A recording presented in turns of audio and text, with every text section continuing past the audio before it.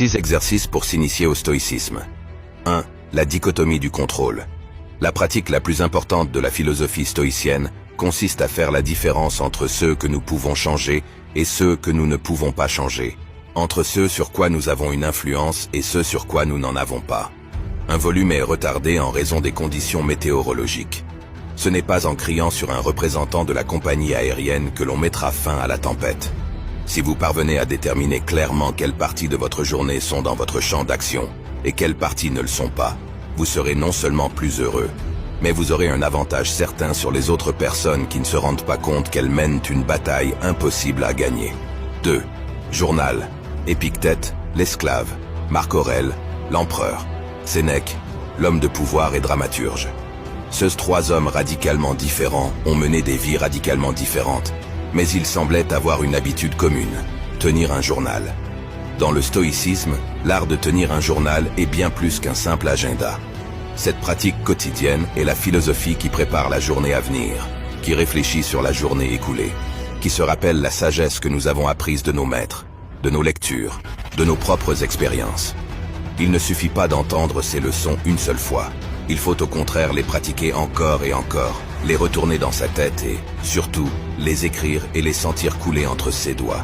En ce sens, la tenue d'un journal est du stoïcisme. Il est pratiquement impossible d'avoir l'un sans l'autre. 3. Pratiquer le malheur. Sénèque, qui a joui d'une grande richesse en tant que conseiller de Néron, a suggéré que nous réservions un certain nombre de jours chaque mois pour pratiquer la pauvreté. Prenez un peu de nourriture, portez vos plus mauvais vêtements, quittez le confort de votre maison et de votre lit, mettez-vous face aux besoins, disait-il. Vous vous demanderez si c'est ce que je redoutais auparavant. Il est important de rappeler qu'il s'agit d'un exercice et non d'un procédé rhétorique. Il ne s'agit pas de penser au malheur, il veut dire le vivre. Le confort est la pire forme d'esclavage, car vous avez toujours peur que quelque chose ou quelqu'un vous l'enlève.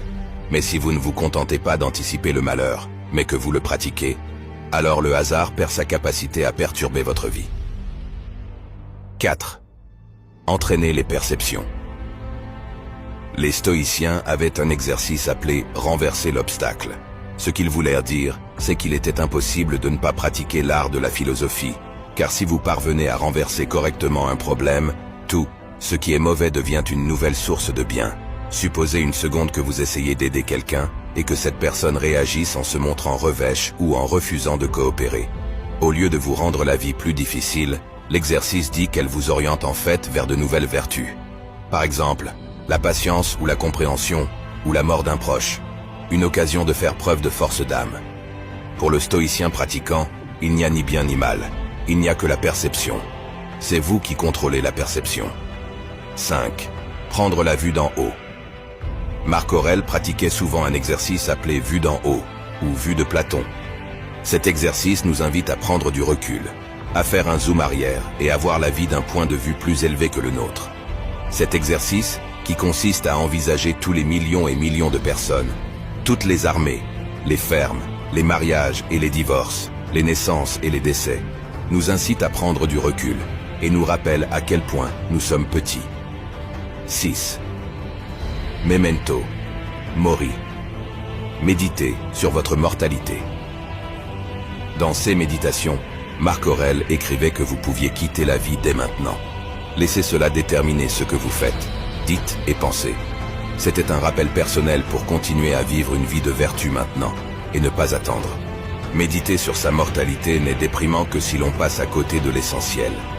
Les stoïciens trouvent cette pensée revigorante et humiliante.